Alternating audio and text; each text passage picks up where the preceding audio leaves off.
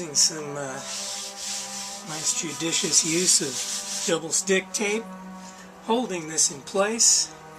I'm using this as a slide table. Got my little router bit right here. It's a down cut, so hopefully I get some really nice clean cuts, because essentially what I'm going to do is inlay a skunk stripe all around here and wrap it around across the bottom. So, right,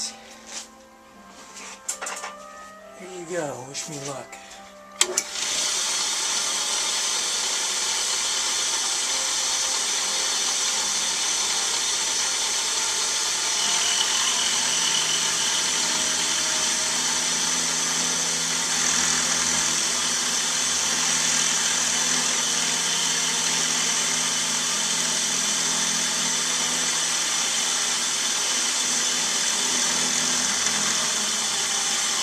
I'm going to do this in several passes because I find that this particular bit that's like this and smaller, I have a tendency to want to start vibrating around, and I get a route that's wider than I wanted.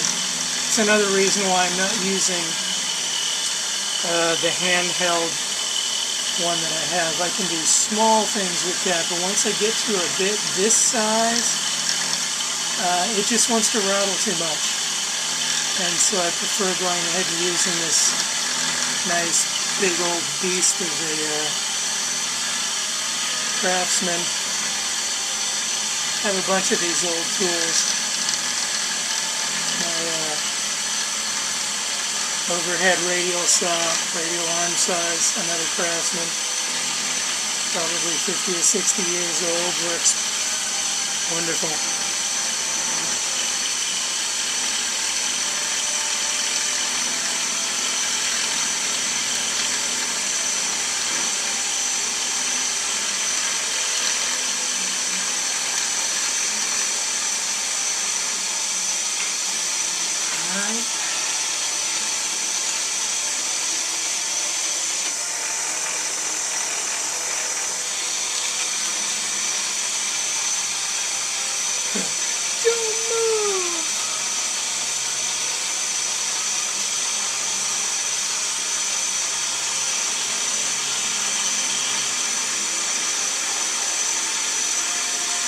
I think it would be great if I could do this in just one pass, because then there's no chance of, having things move slightly between one pass and the next.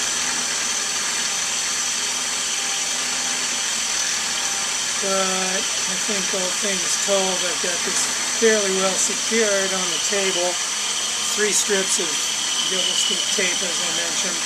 I've got a bar along the side of this table. It's a slide. It's basically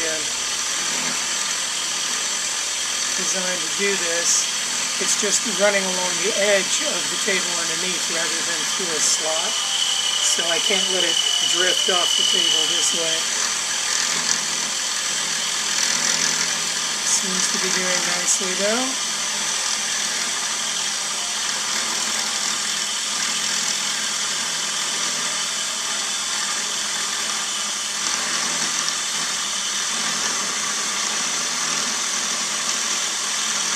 And I have my ebony inlay, just a little wider than this anyway, just in case. Looking pretty clean now.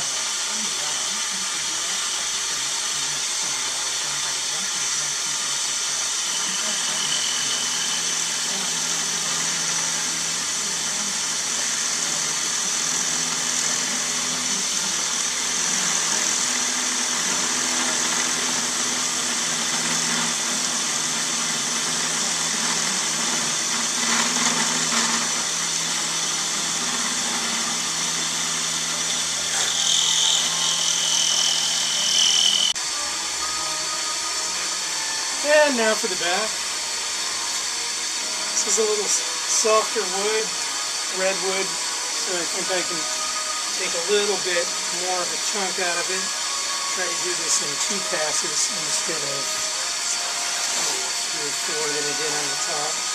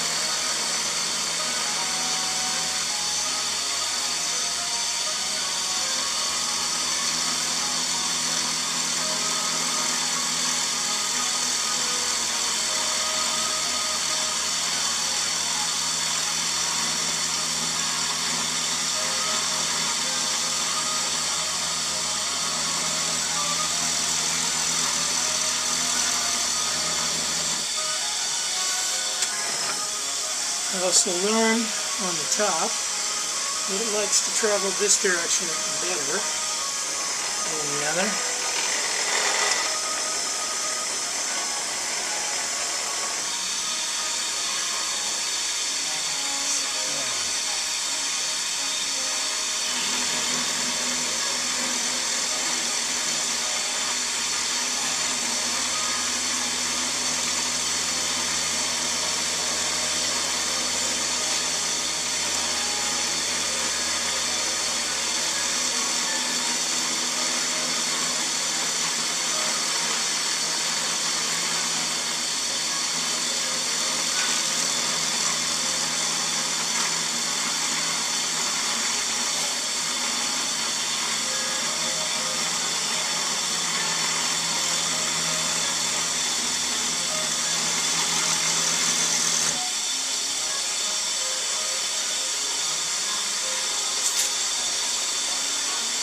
Oh, looks like one more pass after all. That's okay. It's traveling really nice and straight. Very clean. Oh, shouldn't have said anything, should I?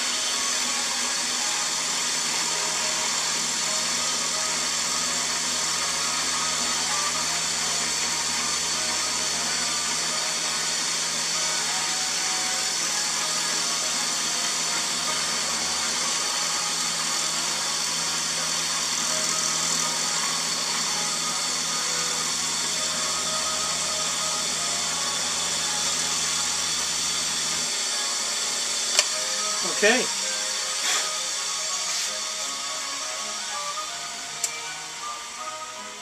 So for those of you who don't know about double stick tape, this stuff is amazing. A luthier's friend. I don't use it for everything, but certain things like this, plus just because this particular slide happens to have the slots where it does, and where the bar on this is on this side of the slide, I didn't really have any other options on being able to clamp this properly, and so it's in situations like that where there isn't a really good way to clamp, but it works really well. So now on the end I'm going to have to do a little different method. I'll clamp it up like so. And on this cut, I will, in fact, use the handpiece that I have, for doing finer inlay work. And go ahead and cut that channel there.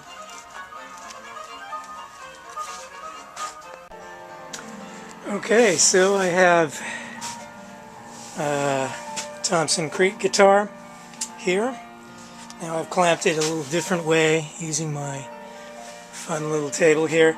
You'll notice that for the back here I'm taking great pains to always have it padded, even when I just set it down, because this is redwood, technically not even a hardwood. It's not a hardwood, it's a softwood. It just happens to resonate really nicely and so it's just got rings like a bell, so it's really nice to use. What I'm trying to do essentially is get all of this done and get it shaped as fast as I can so that I can put a thin shell of finishing epoxy on the outside of that so that no little things like this can happen. I mean, just a fingernail can put dents in it. Obviously I'll be shaping that, so I'm not worried about dents there. So what I'm doing now, I've done my channel on the top and on the back for the ebony skunk stripe that I'm going to do, right? And so now I have to connect the dots here along the back. So I've just basically set up, and there's no way to do this obviously with the machine I was just doing, so I'm using my Stuart McDonald, people. You know, for some things they just make a really good tool, even if it is really expensive. This one I bought. I think it's been worth it. I've been able to do all of my fine detail inlay work using it, and it's really nice. It's also really good for something like this. I don't usually use it for a bit this large and this much of a channel because it's not as robust. It does tend to chatter a little bit, so I have to be very careful and do very shallow passes. As you see, I've put down a nice thing here. I've already made my measurements, so essentially I'll just make several passes to get the depth that I want. You'd think I could do like a pretty shallow channel, but what's happening here is all of this is going to get shaped. This will be rounded. Obviously the edges here will also be rounded just because I like that sort of organic shape rather than, you know, when you do binding and stuff with their, you know, all these, you know, squared off edges and stuff. So essentially, because it's going to be rounded, I have to have a fairly good depth for the channel for the ebony, which is why essentially I have that much of it, right?